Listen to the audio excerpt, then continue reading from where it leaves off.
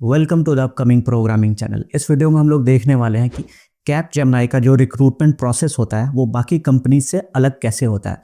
मतलब कि बाकी कंपनीज का पहला जो राउंड होता है वो रीजनिंग और एप्टीट्यूड का होता है, बट कैपजेमिनी इसको गेमिफाइड राउंड में कन्वर्ट करके कैसे एग्जाम लेती है और आप लोगों के लिए क्रैक करना कितना आसान होगा। मेरे टाइम पे ये फर्स्ट टाइम था जो हम लोग को कुछ इसके बारे में पता नहीं था, but I have crack the Capgemini और मैं आपको प्रूफ के साथ आपको दिखाऊंगा कि एक एक राउंड कैसा होता है विद द एग्जाम्पल, और आप इसको कैसे इजीली और फ्री तरीके से सीख के क्रैक कर सकते हो। तो चलिए वीडियो को स्टार्ट करते हैं। So before starting the video I like to give you evidence that I have completed all the process of Capgemini and I have selected in Capgemini। तो मैं इस वीडियो में आपको पहले प्रूफ दिखा देता हूँ दैट कि मैंने Capgemini कंप्लीट कर लिया है। ये उनका एक पोर्टल है जिसका नाम है जॉइन सुपरसेट। तो Capgemini जो होता है वो सुपरसेट पे अपने सारे एग्जाम इंटरव्यू सब कुछ यही कंडक्ट कराते हैं, और जब आप अप्लाई करोगे तो वहाँ पे लिखेगा एनरोल्ड, और जब आप कंप्लीट कर लोगे तो वहाँ पे लिखेगा प्लेस्ड। तो यहाँ पे आप देख सकते हो that I am placed in Capgemini, और ये प्रूफ रहा। उसके बाद ये लेटर ऑफ इंटेंट रहा। जब आपका प्लेसमेंट हो जाता है तो वो लेटर ऑफ इंटेंट भेजते हैं जो सेलेक्टेड कैंडिडेट होते हैं उनके पास। तो ये प्रूफ रहा। तो चलिए वीडियो को आप स्टार्ट करते हैं। कैपजेमिनी का जो पहला राउंड होता है उसको हम लोग बोलते हैं गेमिफाइड राउंड, और वो राउंड दो पार्ट में स्प्लिट होता है। जो पहले राउंड का गेमिफाइड का जो पहला राउंड होता है उसको हम लोग बोलते हैं सूडो कोड राउंड। तो हम लोग देखते हैं सूडो कोड राउंड में कैसा क्वेश्चन आता है। सूडो कोड राउंड में हमें सिंपल सा एक कोडिंग क्वेश्चन आएगा। फॉर एन एग्जांपल ऐसा एक कोड मिलेगा आपको जिसमें एक वेरिएबल, दो वेरिएबल है, दोनों का इनिशियलाइजेशन होता है। उसके बाद में इंक्रीमेंट, वापस डिक्रीमेंट, और फिर अपडेशन हो रहा है वैल्यू का, और एक कंडीशन के बाद उनको चेक किया जा रहा है कि फाइनल पीक आउटपुट क्या होगा। और आपको चार ऑप्शन मिलेंगे, आपको बताना होगा कि कौन सा ऑप्शन इसके लिए फाइनल आंसर होगा। ऐसे आपको 20-25 क्वेश्चन मिलेंगे पहले राउंड में।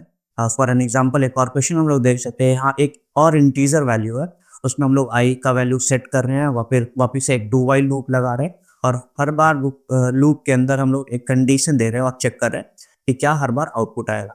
तो ऐसे आपको 20-25 क्वेश्चन मिलेंगे पहले राउंड में, और आपको बताना होगा सही सही आंसर्स, और उसके एक्यूरेसी के अकॉर्डिंग हमें नेक्स्ट राउंड में जाना होता है। तो नेक्स्ट राउंड में हमें गेम खेलना होता है, और उसके लिए मेरे पास एक वेबसाइट है जिसका नाम है technicalhub.io। ये मेरा वेबसाइट नहीं है, बट ये फ्री कंटेंट है, इंटरनेट पर अवेलेबल, और इसके लिए कोई आपको पे नहीं करना होगा। तो ये रिसोर्स के फॉर्म में बहुत यूजफुल है। तो ये जो यहाँ पे 5 टाइप के गेम दिख रहे हैं यही कैपजेमिनी के मेन राउंड होता है, पहले राउंड।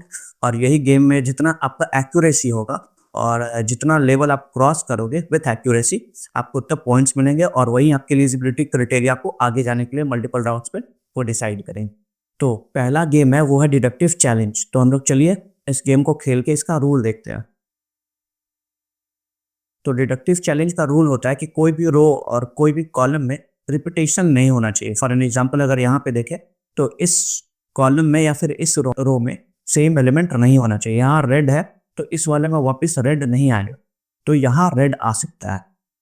तो ये इसका रूल होता है। अभी ये 3x3 का मैट्रिक्स है, आगे चल के ये 4x4 और 6x6 का भी मैट्रिक्स हो जाता है। फॉर एन एग्जांपल अगर यहाँ ब्लू है तो इस रो में वापस ब्लू नहीं आएगा, तो ब्लू नीचे आना चाहिए। तो इसका यही रूल होता है, और जितना इसमें आप लेवल क्रॉस करोगे विथ एक्यूरेसी उतना पॉइंट आपको मिलेगा। तो ये पहले 3x3 का होता है, उसके बाद आगे चल के ये 4x4 का कॉलम में स्टार्ट हो जाएगा। तो जितना लेवल आप क्रॉस करोगे उतना आपके लिए बेनिफिशियल है। तो हम लोग चलते हैं दूसरे गेम में। तो जो दूसरा गेम है उसका नाम है इंडक्टिव चैलेंज। तो हम लोग ये गेम खेल के देखते हैं और इसका रूल जानते हैं। इसमें कुछ नहीं, हमें पैटर्न पता करना होता है कि क्या सेम पैटर्न दोनों साइड है कि नहीं, और जो सेम पैटर्न है उसे हमें सेलेक्ट करना होता है फ्रॉम द 4 ऑप्शंस। हमें 2 पैटर्न मिल जाएंगे और उन्हीं से 2 रिलेटिव पैटर्न और हमें ढूंढने होता है। तो यहाँ पे हम लोग देख सकते हैं लेफ्ट साइड में जो पैटर्न है उससे सिमिलर हमें राइट साइड में पैटर्न ढूंढना है। तो एक पैटर्न ये रहा और नीचे वाले के लिए ये रहा। सही है। पैटर्न कैसे ढूंढना है? फॉर एन एग्जांपल हम देख सकते हैं नंबर ऑफ एलिमेंट्स को हम लोग काउंट कर लेते हैं कभी कभी, या फिर वो डायग्राम को काउंट करते हैं कि क्या एलिमेंट्स का जो डायग्राम है वो सेम इस साइड पे है। फॉर एग्जांपल यहाँ पे हमारे पास 6 ब्लू डॉट्स है, इधर भी 6 ब्लू डॉट्स है इसमें, और इसमें भी आई थिंक 6 ब्लू डॉट्स है। तो उसके लिए ये होना चाहिए। तो ऐसे करके हम लोग पैटर्न को फाइंड करते हैं और फाइनल अपना आउटपुट देते हैं तो इस गेम में भी आगे चल के डिफ़िकल्टीज़ लेवल बढ़ते जाता है और जितना लेवल आप क्रॉस करोगे विथ एक्यूरेसी, जैसे मैं अगर ऐसे ही मार दूँ, तो वहाँ से हमारा पॉइंट्स डिडक्ट होता है और वो हमारे लाइक एक्यूरेसी के साथ वो हमारा पॉइंट्स भी कम होता है, तो वो हमारे लिए नेगेटिव पॉइंट है। तो अब हम लोग चलते हैं थर्ड गेम में। थर्ड गेम में कुछ नहीं होता, हमें एक बॉल मिलता है, उसको एक पोल पे डालना होता है और मिनिमम नंबर ऑफ स्टेप का यूज़ करके हमें वो लेवल को क्रॉस करना होता है और जितना मिनिमम नंबर ऑफ स्टेप आप यूज़ करोगे उतना अच्छा आपको, उतना ज़्यादा पॉइंट मिलेगा। तो जैसे ये हमारे पास रेड बॉल है और इसे इस ब्लैक होल के अंदर डालना, तो ये 2 स्टेप हुआ, ये 3 स्टेप, ये 4 और ये 5 स्टेप में ये इस होल के अंदर चला गया। वैसे ही सिमिलर से ये गेम है, इसमें अभी इस रेड बॉल को इस वाले के अंदर डालना है with minimum number of steps. तो उसके लिए हम लोग क्या कर सकते हैं, इसको नीचे ला सकते हैं, हमारे स्टेप में ये कंप्लीट हो गया। तो ऐसे ही हमें इसमें मल्टीपल लेवल्स को क्रॉस करना होता है और जितना कम लेवल में आप बॉल को उस होल में डालोगे उतना ज़्यादा आपको पॉइंट्स मिलेगा। तो हमारा जो फोर्थ गेम है उसको हम लोग बोलते हैं स्विच चैलेंज।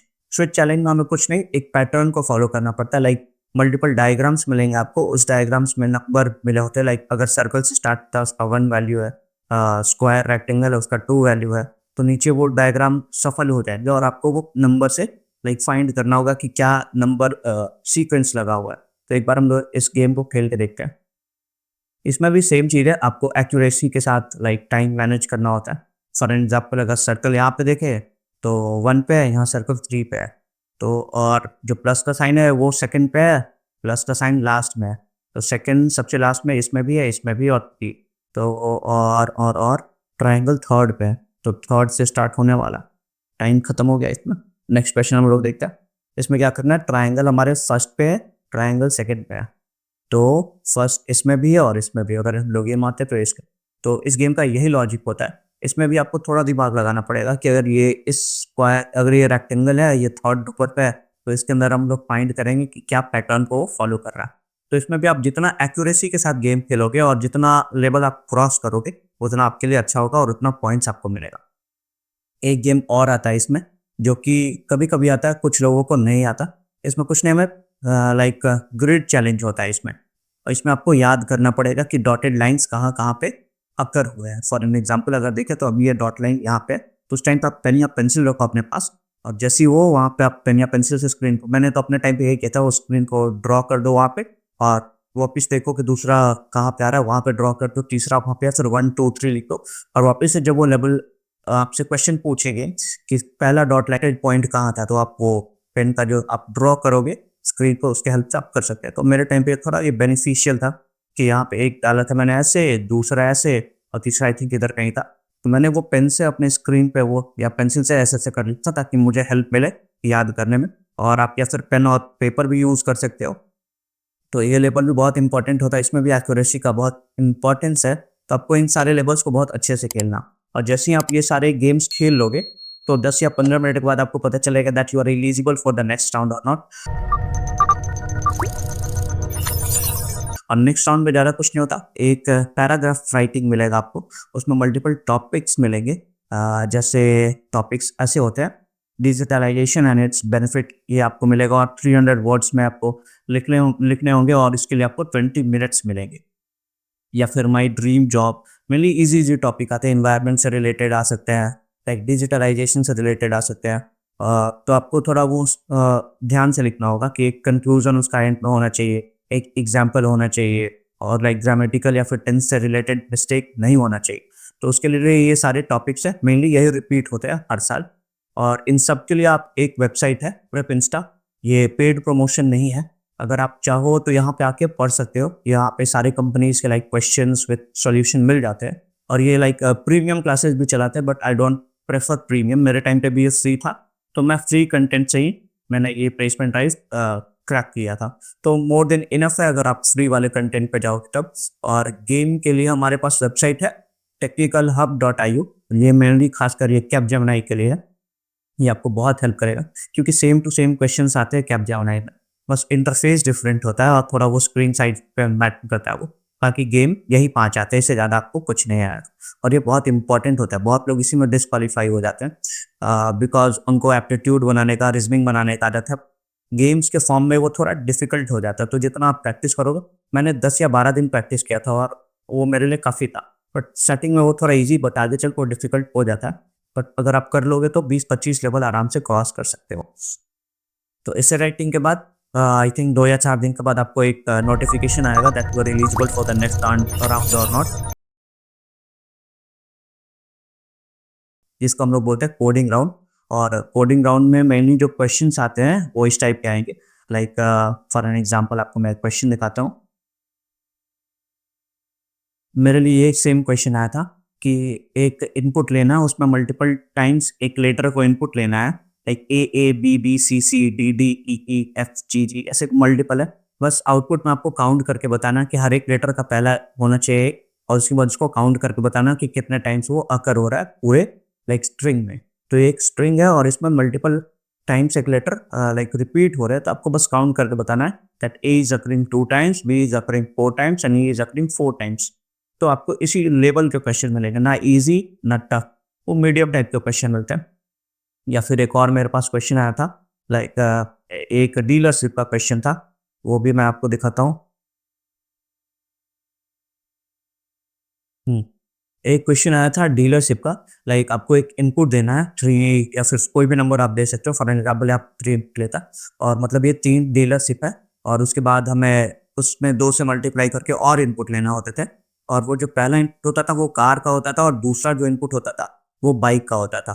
और हमें कैलकुलेट करके बताना होता था कि हर एक डीलर के पास कितना टायर होंगे with the help of these vehicles. तो जैसे फॉर एग्जाम्पल अगर हम लोग 3 लेते हैं तो पहला इनपुट होता है वो कार का, दूसरा बाइक का। फिर दूसरे डीलरशिप के लिए पहला कार का, दूसरा बाइक का। तीसरे डीलरशिप के लिए पहला कार का, दूसरा बाइक का। तो पहले में आउटपुट आना चाहिए एक कार में 4 टायर होते हैं, 4 इंटू 4 16 प्लस 2 बाइक्स मतलब 4 और। तो वो पहला जो डीलरशिप होगा उसके पास 20 टायर है।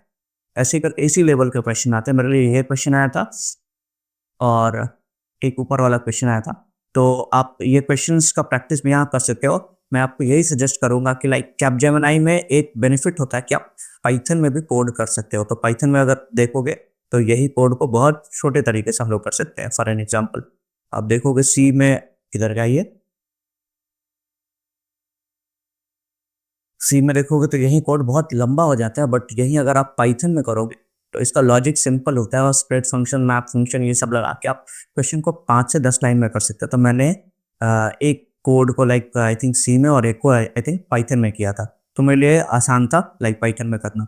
वैसे ही आप यहाँ पे भी देख सकते हो कि इस क्वेश्चन को भी लोग सी या पाइथन में भी कर सकते हैं। तो ये काफ़ी ईजी होता है वो पाइथन में करना। तो जैसे आप कोडिंग राउंड कर लोगे उसके बाद आपको 5 या 6 दिन का वेट करना पड़ेगा और उसके बाद आपको एक वापस से ईमेल आएगा, उसमें बताया जाएगा that's eligible for the communication round.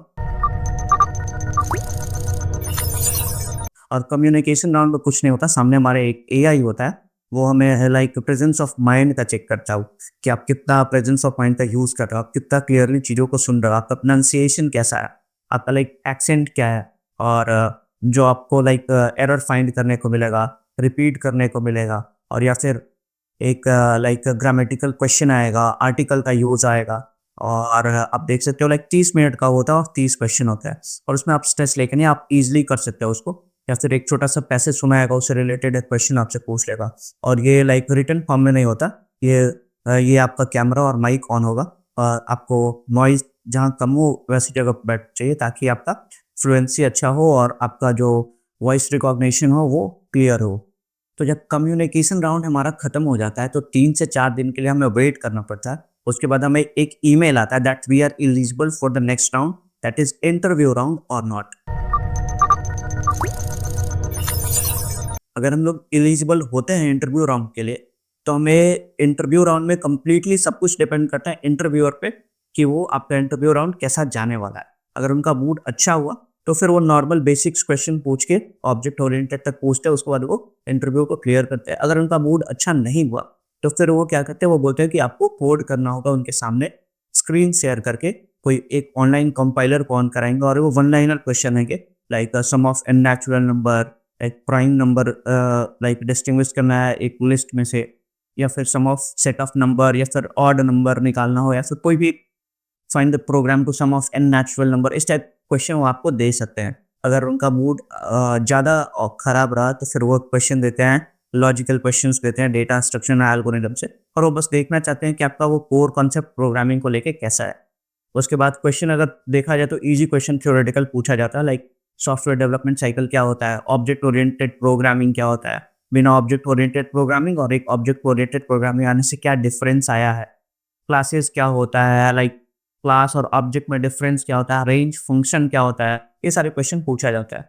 तो अगर जो इंटरव्यू राउंड में हो आप, तो आप कोर कॉन्सेप्ट को आप अच्छा रखो। अगर आप कोर कॉन्सेप्ट को अच्छा रखते हो तो आपका इंटरव्यू आराम से क्लियर हो जाएगा। और अगर आपको कोडिंग करने को भी मिलता है तो आप डरो मत। आप अगर 70 to 80% आप कोड कर देते हो जो आपको क्वेश्चन मिलता है इंटरव्यू राउंड में, तो आपका सिलेक्शन हो जाता है। वो ये नहीं देखते कि आप पूरा कोड कर रहे हो कि नहीं, आपका कॉन्फिडेंस, आपका लॉजिक बिल्डिंग, आपका way of like executing the code और राइटिंग द कोड, वो बस देखते हैं दैट आप में कॉन्फिडेंस है कि नहीं। तो कभी कभी क्या होता है, टेक्निकल और एचआर राउंड एक साथ होता है, बट कभी कभी क्या होता है, एचआर राउंड अलग होता है। तो एचआर राउंड में कुछ क्वेश्चन होते हैं वो लाइक प्री डिफाइंड है। लाइक पहला क्वेश्चन हमेशा आएगा कि tell me about yourself, या फिर गो थ्रू योर सीवी, या give me a short introduction about self. तो पहला राउंड जो एचआर का होता है उसमें इसी टाइप के क्वेश्चन पूछे जाता है। उसके बाद आपके स्ट्रेंथ और वीकनेस के बारे में भी क्वेश्चन पूछे जा सकते हैं, लाइक कॉन्फिडेंस और ओवर कॉन्फिडेंस में क्या डिफरेंस है, आप में वो क्या कॉन्फिडेंस है या आप ओवर कॉन्फिडेंस हो। तो मेरे से ये सेम क्वेश्चन पूछा गया था, what is the difference between confidence and over confidence HR round में। व्हाट इज योर हॉबीज और interest, like founder of Capgemini, वो जानना चाहते हैं कि आप कंपनी के बारे में कितना नॉलेज रखते हो, आप कितना इंटरेस्टेड हो हम इस कंपनी में जाने के लिए, कि आप वर्क प्रेशर के अंडर प्रेशर में आप वर्क कर सकते हो कि नहीं, like what do you know about Capgemini, ऐसे क्वेश्चंस। आप सैलरी एक्सपेक्टेशन के बारे में तो नहीं, जब फ्रेशर का जब इंटरव्यू होता है तो सैलरी नेगोशिएशन वहाँ नहीं होता, क्योंकि वो प्री डिफाइंड पैकेज होता है, तो उसमें आप सैलरी के बारे में कोई क्वेश्चन नहीं पूछा जाता। बट एक कॉमन क्वेश्चन जो एंड में पूछा जाता, are you ready for reallocate, वो सबसे ये क्वेश्चन पूछते हैं कि आप कैपजेमिनी, एक्सेंचर या फिर कोई भी कंपनी हो, एंड देन वो एक क्वेश्चन ये पूछते हैं कि आप जिस सिटी या फिर जिस स्टेट में हो आप उससे रीअलोकेट करने के लिए रेडी हो कि नहीं। तो ऐसे करके आपका सारा प्रोसेस कंप्लीट होगा। तो इस वीडियो में हम लोग देखें कि कैपजेमिनी का जो प्रोसेस होता है from starting to the like pressed, from starting from like gamified round to the end of the round from like HR round, वो क्या क्या प्रोसेस होता है, क्वेश्चन किस टाइप क्या। तो इसके लिए अगर आपको प्रैक्टिस करना है तो आप प्रेप इंस्टा करके वेबसाइट है, जो कि वहाँ पे फ्री कंटेंट और प्रीमियम कंटेंट भी है। तो आप चाहो तो फ्री कंटेंट को आप लोगे और फ्री कंटेंट से आप जॉब आराम से क्रैक कर सकते हो। या प्रीमियम लेना चाहते हो तो I will not prefer to go for premium, क्योंकि फ्री कंटेंट इनफ होता है वहाँ पे। और उसके साथ साथ अगर आपको गेमिफाइड राउंड का प्रैक्टिस करना है तो आप इस पे आ सकते हो, technicalhub.io। ये मेनली कैपजेमिनी के लाइक गेमिफाइड राउंड के लिए ये वेबसाइट बना हुआ है। तो यहाँ पे ये 5 ही गेम आते हैं हमेशा कैपजेमिनी में, तो आप इतना कर लोगे तो आपके लिए मोर देन इनफ है। Okay, so I have tried my best to give you the information about Capgemini and the entire recruitment process. And if this video helped you to understand the entire concept, then I think you should like, subscribe, and share this video. So, and then I would like to say thank you for watching this video. See you in the next video.